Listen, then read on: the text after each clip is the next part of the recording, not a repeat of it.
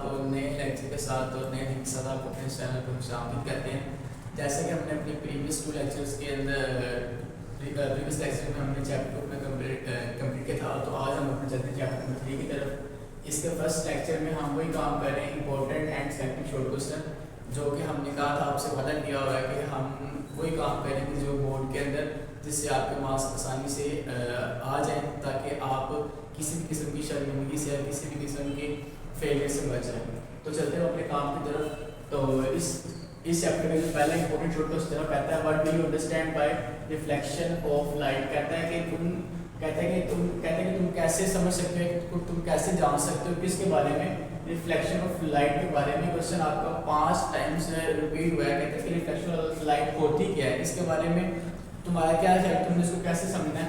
कहता है कि when light is traveling in a certain medium falls on the surface of another medium and then bounce back in the same medium called reflection of light। कहता है कि जब light एक travel करती है कुछ सर्टेन मीडियम से, तो गिरती है किसके ऊपर, एक किसी और मीडियम पे जाकर गिरेगी।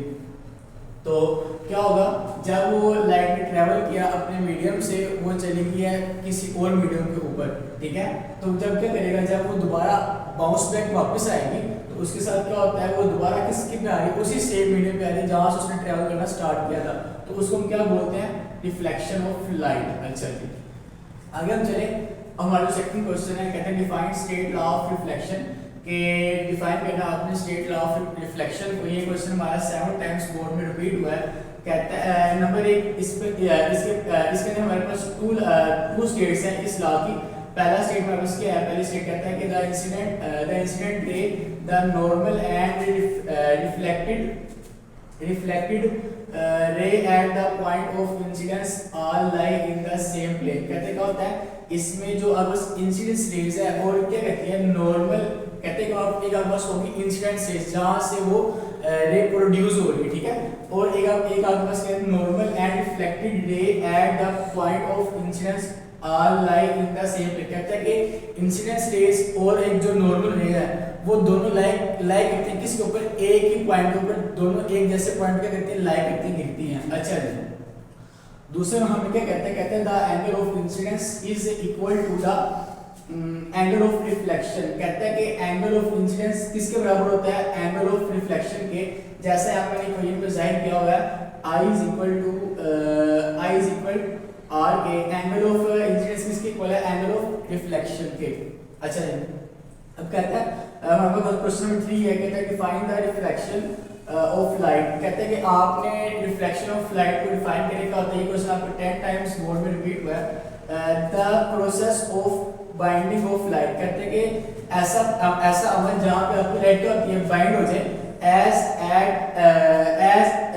it passes from air into glass and vice versa is called a refraction। कहते हैं क्या होता है, जिस तरह वो गुजर जाती है किससे, एयर से, जैसे एयर गुजरती है किसी भी ग्लास के जरिए, उसे हम क्या बोलते हैं, यहाँ पे आपका रिफ्लेक्शन ऑफ लाइट, यहाँ से एक लाइट गुजरती है। फर्स्ट करें आपने एक कमरे के अंदर बल्ब को रोशन किया, तो क्या होगा, जब तक वो बल्ब रोशन होगा, उसका ग्लास होता है, वो भी एक ग्लास से जब वो लाइट गुजरती है, तो उसके मीडियम में हवा एग्जिस्ट कर रही होती है, तो वो उसे हम क्या बोलते हैं, यहाँ पे रिफ्लेक्शन ऑफ लाइट का अमल वकूअ पज़ीर हुआ है। अच्छा नहीं, आगे हमारे पास है, इसका इंपॉर्टेंट क्वेश्चन है, what is meant by air refractive index of material and how would be determined। कहता है कि air refractive index of material क्या होता है और इसको हम कैसे डिटरमाइन कर सकते हैं, कैसे इसको मालूम कर सकते हैं। ये क्वेश्चन हमारे पास 6 टाइम्स बोर्ड में रिपीट हुआ है। कहता है कि द रिफ्रैक्टिव इंडेक्स n, कहते हैं कि हमारे पास जो रिफ्रैक्टिव इंडेक्स है वो हमारे पास n है, ऑफ मीडियम का is width is the ratio of the speed of light. कहता है इसकी जो विड्थ की जो हमारे पास ratio of speed of light है बस क्या c है, इन द एयर, ये हवा की मौजूदगी में, हवा के अंदर, to the speed of light in the medium v। जो हमारे पास स्पीड ऑफ लाइट है मीडियम के, वो हमारे पास क्या है, v, उसको हम v से शो कर रहे हैं।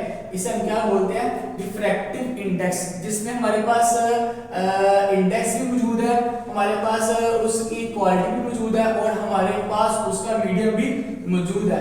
तो अब हमने इसके दरमियान रिलेशन फाइंड करना है। कहता है कि रिफ्रैक्टिव मीडियम इंडेक्स क्या होता है, speed of light in air, speed speed of light in medium. अच्छा जी, जैसे n equal to c over v। इसी तरह हमारा मोस्ट इंपोर्टेंट क्वेश्चन है जो बोर्ड में भी 7 टाइम्स रिपीट हुआ है, what is meant by total internal reflection. के टोटल इंटरनल रिफ्लेक्शन से क्या मुराद है कि when the angle of incidence is greater, कहते हैं जब आपका इंसिडेंस एंगल बड़ा होता है किससे, क्रिटिकल एंगल से, and light reflect back into denser medium. कहते हैं कि और जो आपकी लाइट है वो जाके दोबारा किस पे करती है, बैक होती है किसके ऊपर, इनटू डेंसर मीडियम के अंदर, कॉल्ड टोटल इंटरनल रिफ्लेक्शन, या आपका टोटल इंटरनल रिफ्लेक्शन कहलाता है ये वाला। इसमें क्या होता है, आपकी लाइट एक जगह से जाएगी दोबारा फिर उसी जगह पे आके जहां से वो प्रोड्यूस हुई थी उसी इनटू डेंसर मीडियम से आगे क्या होगा, दोबारा उस जगह आके अपना वकूफ जीरो, उसे क्या बोलते हैं, टोटल इंटरनल रिफ्लेक्शन। अच्छा जी, आगे हमारे पास क्वेश्चन नंबर 6 है, write state of two total internal reflection. कहते हैं आपने दो हालतें बयान करनी इसकी टोटल इंटरनल रिफ्लेक्शन की, दो कोई सी हालतें बयान करें। ये क्वेश्चन आपको 5 मिनट वर्ड में रिपीट हुआ है। The angle of incidence should be greater than critical angle. कहते हैं इसमें इंसिडेंस एंगल आपका बड़ा होगा इससे क्रिटिकल एंगल से, और light should enters from denser medium to rarer medium. कहते हैं लाइट एंटर तरीके से डेंसर से एंटर होगी और क्या होगी, टू रेयर मीडियम के अंदर किससे एंटर होगी, डेंसर से। अच्छा जी, इसी तरह आप चलते हैं क्वेश्चन नंबर 7 की तरफ। कहता है व्हाट इज क्रिटिकल एंगल। कहते हैं क्रिटिकल एंगल क्या होता है, तो पहले हम बात करके आए थे कि हमारा एंगल बड़ा होता है किससे, क्रिटिकल एंगल से। अब हमने डिफाइन करना कि क्रिटिकल एंगल क्या होता है। ये आप क्वेश्चन आपको 10 टाइम्स बोर्ड में रिपीट हुआ है। The angle of incidence that cause the refracted in rare medium to bend through 90 degree called angle, called critical angle। कहते हैं क्या कि अगर से इंसिडेंस एंगल है जो वजह बना है किसकी, रिफ्रैक्ट किसी भी चीज की रिफ्रैक्शन की वजह बना है किसके अंदर, रेयर मीडियम के अंदर, एक अलग से मीडियम, उसके क्या बन रहा है, वजह बना है किसकी, रिफ्रैक्शन की वजह बन रहा है टू बेंड थ्रू। जब जैसे उसके लाइट बेंड हो रही है, जैसे उसके उस मीडियम में एक रेयर में जैसी लाइट बेंड होगी तो क्या हो जाएगा, वो जो एक रिफ्लेक्टेड वाक्य होगी उसे हम क्या बोलते हैं, क्रिटिकल एंगल। ये हमारा होता है 90 डिग्री का, ठीक है, ऊपर में लिखा हुआ है 90 डिग्री, ये किस हमारे पास होता है 90 डिग्री का। अच्छा जी, अब कहते हैं इसके दरमियान रिलेशन क्या है, क्रिटिकल एंगल और रिफ्लेक्टेड एंगल के दरमियान रिलेशन, ताल्लुक क्या है इन दोनों के दरमियान। यहाँ पे मैंने एक इक्वेशन लिखी हुई है जैसे कि आपको बोर्ड पे नजर भी आ रही है, ये देखिए मैंने लिखा है 1 over n is equal to sin i over sin r। sin i मतलब के sin इंसिडेंस का एंगल और sin r मीन के sin रिफ्लेक्टेड का एंगल। तो i को मैंने यहाँ पे रिप्रेजेंट किया c के साथ, ठीक है, और r को मैंने रिप्रेजेंट किया किसके साथ, 90 के साथ। जब मैंने इनकी वैल्यू पुट कर दी तो sin 90 over sin c, ठीक है। अब क्या हुआ है, अब हमारे पास 1 हमारे पास ऊपर था, अब जब हमने इसको उल्ट किया तो जब हमने इसको नीचे ले गए तो नीचे हमारे पास बटे से 1 क्या हो जाता है, उसकी हम वैल्यू को काउंट नहीं करते, उसको हम निगलेक्ट कर देते हैं 1 को।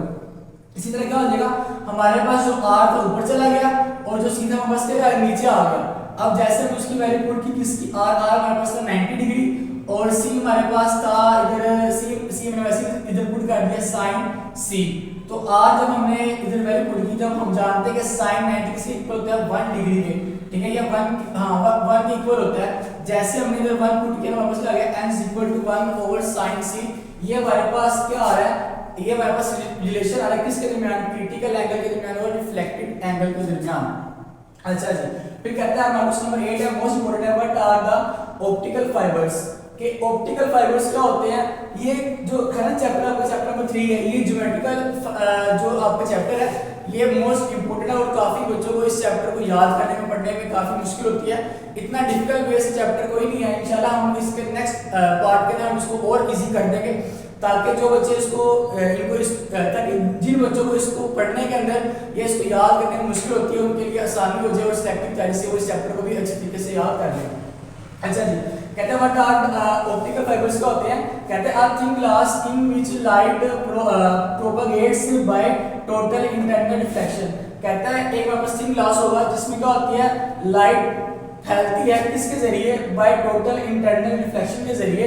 इस कार्ड ऑप्टिकल फाइबर से क्या बोलते हैं, ऑप्टिकल फाइबर। हमारे पास अक्सर कोई सभी जो हम ग्लासेस इस्तेमाल करते हैं पहनने के लिए, जो हम जो ग्लासेस लगाते हैं उसमें क्या होता है, उसमें से उसी की तरह इस्तेमाल करते हैं, एक इंटरनल रिफ्लेक्शन लाइट क्रॉस कर रही होती है जिससे हम उस ग्लास के आर पर देख रहे होते हैं। जैसे कि हमारी आई साइड की ग्लासेस वगैरह होती है, हमारा कोई पानी पीने का ग्लास हो गया, जिससे हम उससे शीशे के या उस ग्लास के हम आर पर देख सकते हैं, ठीक है।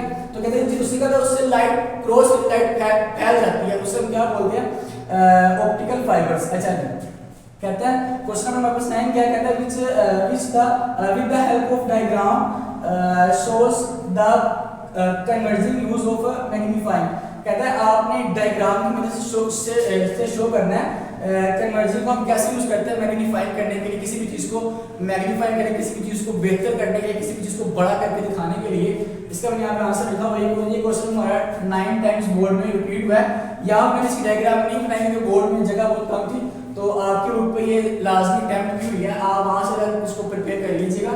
यहाँ पे मैंने उसका आंसर लिखा हुआ कहता है magnifying glass is a convex lens. जो मेरे पास मैग्नीफाइंग ग्लास है, मेरे पास एक कन्वेक्स लेंस होता है which is magnifying image of small object, जो एक छोटे ऑब्जेक्ट की इमेज को बड़ा करके आपको दिखाता है, उसको मैग्नीफाई करके आपको दिखा देता है। ये हमारा चैप्टर नंबर 3 का हमारा फर्स्ट लेक्चर आज कंप्लीट हुआ। उम्मीद है कि आपको ये समझ आया होगा। अगर आपको समझ ना आया तो आप कमेंट के अंदर हमसे अपनी प्रॉब्लम्स को डिस्कस भी कर सकते हो और इंशाल्लाह आपको चंद मिनट में आपको आपकी प्रॉब्लम का आंसर भी मिल जाएगा। तो ये हमारा फर्स्ट लेक्चर कंप्लीट हुआ चैप्टर नंबर 3 का। मिलते हैं नेक्स्ट वीडियो में नए टॉपिक के साथ और नए लेक्चर के साथ। अगर आपको हमारी वीडियो अच्छी लगी, वीडियो को लाइक शेयर, चैनल को सब्सक्राइब लाजमी करें। तब तक के लिए अल्लाह हाफिज़।